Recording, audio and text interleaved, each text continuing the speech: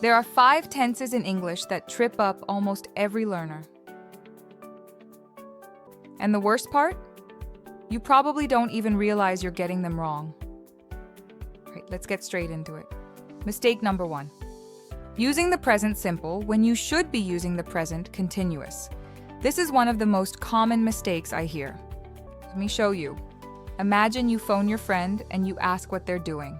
They say, "I cooked dinner." Now, a native speaker would never say that. They would say, "I'm cooking dinner." Why? Because the action is happening right now, at this exact moment. That's when we need the present continuous. The present simple is for habits, routines, and things that are generally true. I cook dinner every evening. That's a habit. But if someone asks you what you're doing right now, you need the continuous form. I'm cooking. I'm studying. I'm watching a video about English tenses. Here's a quick way to test yourself. Can you add right now to the end of your sentence? If yes, you probably need the present continuous. She works at a bank. That's her job. It's a permanent situation. Present simple. She's working from home today. That's temporary. Present continuous. It rains a lot in London. General truth. Present simple. It's raining outside. Right now. Present continuous. See the pattern? Now, there is one important exception. We don't normally use state verbs in the continuous form. State verbs are words like know, believe, love, understand, want. So we say, "I know the answer," not "I'm knowing the answer." We say, "She loves chocolate," not "She's loving chocolate." Well, actually, you might hear native speakers break this rule sometimes in informal speech for emphasis. "I'm loving this weather." But as a general rule, state verbs stay in the simple form. Okay, let's move on to mistake number 2. Confusing the present perfect with the past simple. This is probably the biggest source of confusion for English learners. And I get it, because in many languages, you only have one past tense. But English has 2, and they do different things. The past simple is for actions that are finished and happened at a specific time in the past. I visited Paris last summer. Done. Finished. I know when it happened. The present perfect is for actions that connect the past to the present. We don't say exactly when they happened. I visited Paris 3 times. Here's the mistake I hear constantly. I have visited Paris last summer. That's wrong. The moment you add a specific time like last summer, yesterday, in 2019, you must use the past simple. But if there's no specific time, the present perfect is your friend. Have you ever eaten sushi? I've already seen that film. She hasn't finished her homework yet. Think of it this way. The past simple is like closing a book. The story is over. The present perfect is like leaving a bookmark in it. The story is still relevant now. Another really common mistake in this area is using since and for with the wrong tense. I live here since 2020. That's wrong. It should be, I've lived here since 2020. Since marks the starting point. For marks the duration. I've lived here since 2020. I've lived here for 4 years. Both use the present perfect because the action is unfinished. Right? Mistake number 3. Using will for everything in the future. Now, I know why learners do this. Will is the first future form you learn. It's simple. It's clear. But native speakers don't use will nearly as much as you think. When we talk about plans and arrangements, we usually use the present continuous or going to, not will. I will meet Sarah tomorrow.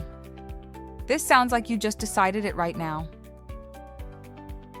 I am meeting Sarah tomorrow.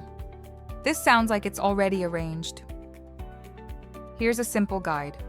Use will for spontaneous decisions, promises, predictions, and offers. Oh, I'll help you with that. I think it will rain later. I'll call you back in 5 minutes. Use going to for plans and intentions that you've already decided. I'm going to start exercising more. We're going to visit my parents this weekend. Use the present continuous for firm arrangements that involve other people or a specific time and place. I'm having dinner with Tom on Friday. We're flying to Rome next month.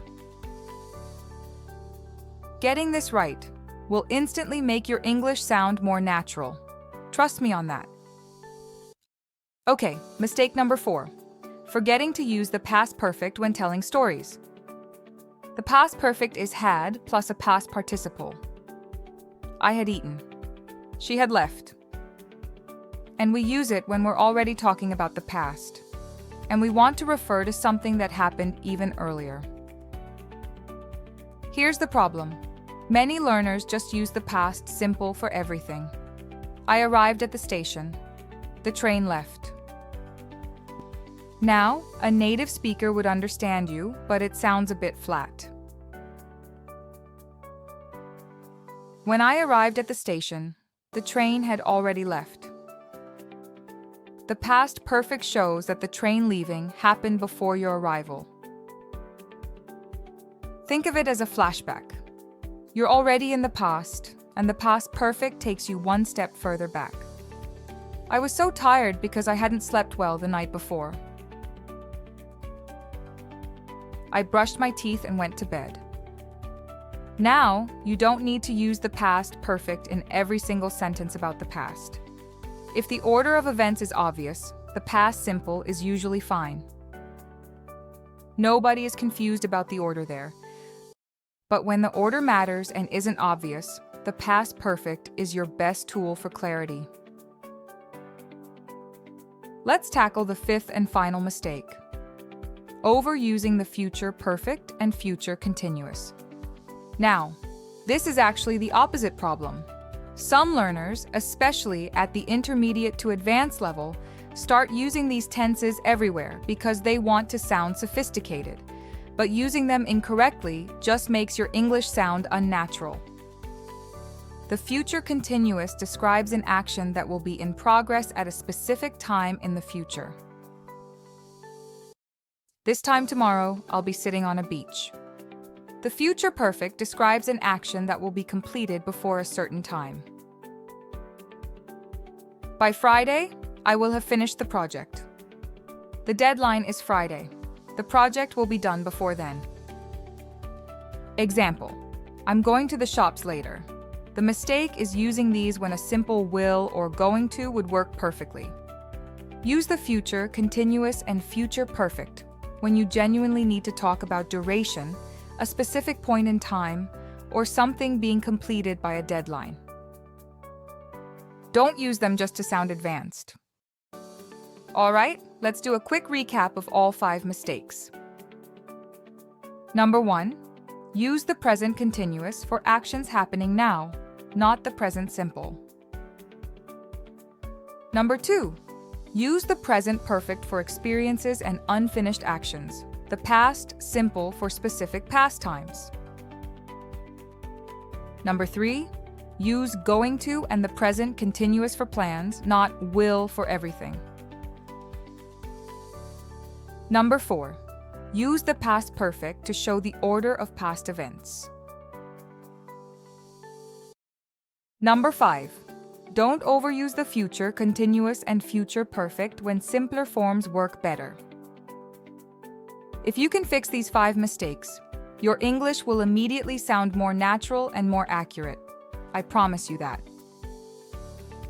Now, if you enjoyed this lesson and you want to keep improving, make sure you subscribe to the channel and hit the notification bell so you never miss a new video. Thank you so much for watching. I really appreciate you being here.